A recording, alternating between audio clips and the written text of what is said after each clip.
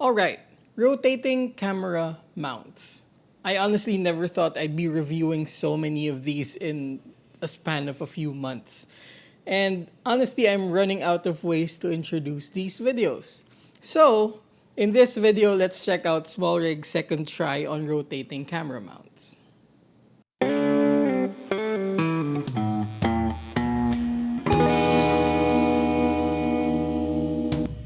So in the earlier part of 2023, I actually did my very first review of any rotating camera mount. And that was actually the one from SmallRig. And it was actually a good start for the brand to have these rotating camera brackets, because even though it was not SmallRig that originated these rotating camera mounts, they were actually one of the first to have it out in the market. And if I were to identify just one major flaw on the first iteration of these, is that they were limited in terms of compatibility. This is precisely that first one, and of course this is compatible with the A7 IV, the A7S III, the A1, the A7R5, and basically any Sony Alpha camera with that similar body shape. However, it wasn't compatible with older Sony A7 cameras. It was not compatible with other smaller Sony cameras such as the ZV-E10 or the A6700 or the A6400.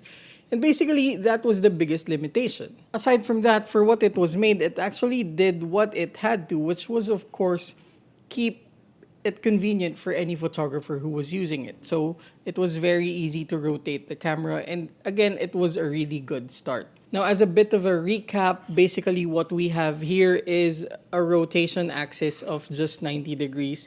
So we're just going from horizontal to vertical. At the same time, we have a friction knob right here that basically locks it in place.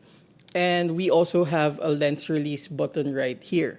Now, I have a more detailed video about this, as I already said, but basically when it comes to putting this together, you need to take out the lens of your camera to be able to put this in, because of course it's going to be kind of in the middle of the lens and of the body. Now the base of the collar is of course Arca Swiss type, and it basically fits all the tripods that have Arca Swiss quick release clamps. And on that base is also quite a few, 7 different threads, and most of them are 1/4 inch threads, plus a bigger 3/8 thread right in the middle. At the same time, we have 3 additional 1/4 inch threads right here, plus of course a magnetically attached tool to remove the rotating camera bracket from the body. It had an almost perfect fit to even open the battery and get access to the battery port right here. Again, if you want more information about this particular model, which is the older version, then it's going to be linked down below. Now, the new version has basically a few modifications, and the biggest thing that we can say is that this has a few more components. And at the same time, this one is actually heavier. This one is 185 grams, and this is around 220 grams, simply because there are, again, more components to it. And to be honest, at first glance, what I thought was, well, it actually looks a bit more complicated. This is more universal. This is compatible with any Sony A7 camera.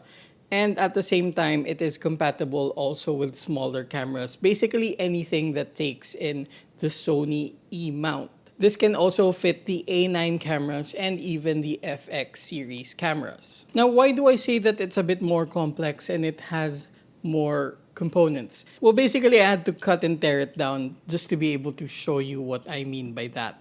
Now, it has 3 components. It has the main collar and the main mounting plate right here. It also has this quick release clamp right here with a sliding platform to be able to adjust to whatever camera body you're using. And at first I thought that it seemed so unnecessary because it would also use a standard looking base plate right here. But apparently the reason why there's a base plate is because you can totally take that out. And if you're using a cage on your camera, unfortunately I'm not, but if you're using a cage on your camera, you can instead mount that instead of the base plate. Now again, to be able to mount this rotating bracket, you're gonna have to remove the lens and then place this right here and then bring back the lens. Trigger warning for people who don't like exposing their sensors. But then again, the A7 IV actually has that protective shutter mechanism that basically closes off the shutter so that the sensor is not exposed when you take out the lens. So no worries there. Now what makes it a little bit more complicated is because you're gonna have to slide in this quick release clamp right here to be able to take in, of course, the mentioned base plate or the camera cage if you have one. And you're gonna have to press this button to be able to actually accommodate that. It's kind of tricky because you're inserting that quick release clamp in between the rotating bracket and the base plate.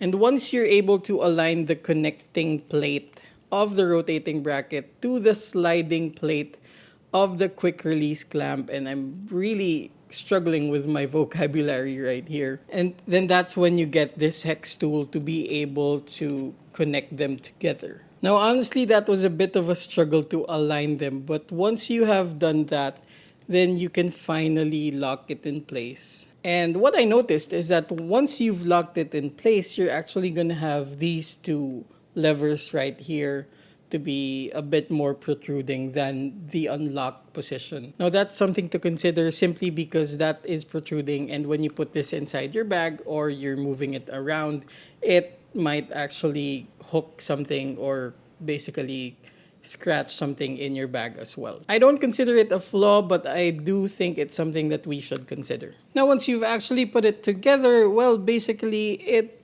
functions the same way. So still Arca Swiss. This one has 4/4 inch threads and a bigger 3/8 thread right here. Plus, of course, Arca Swiss type compatibility.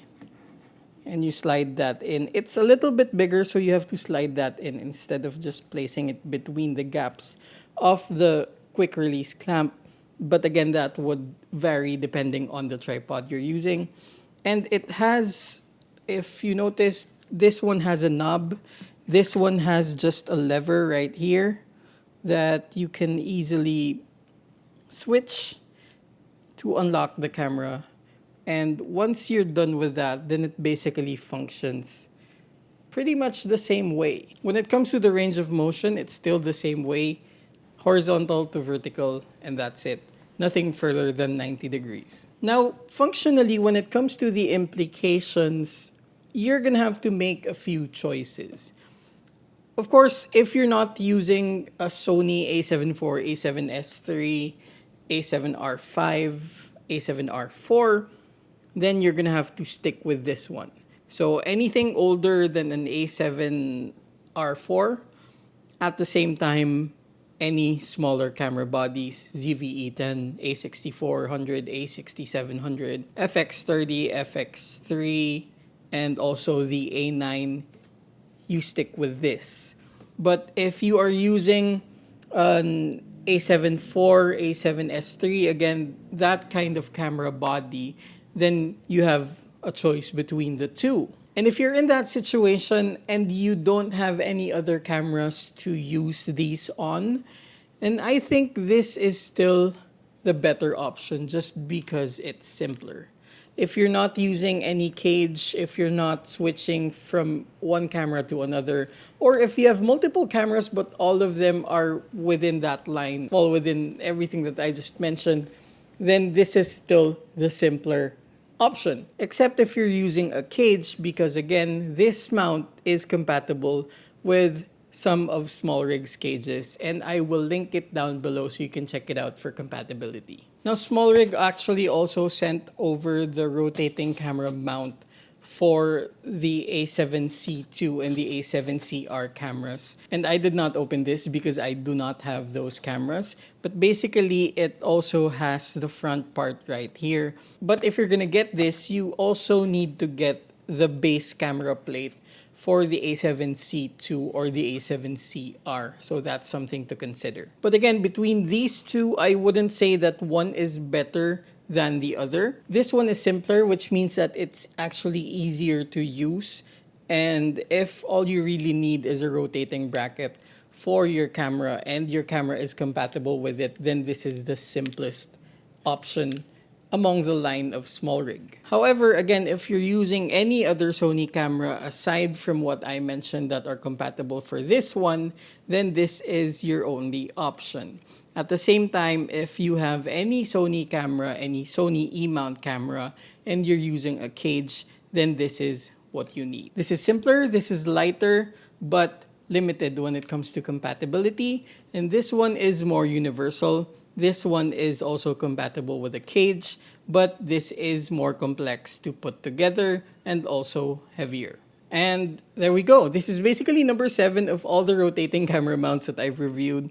And if you want to check out the other versions, if you want to check out the more detailed review of this one, I compared this to a foldable L bracket as well.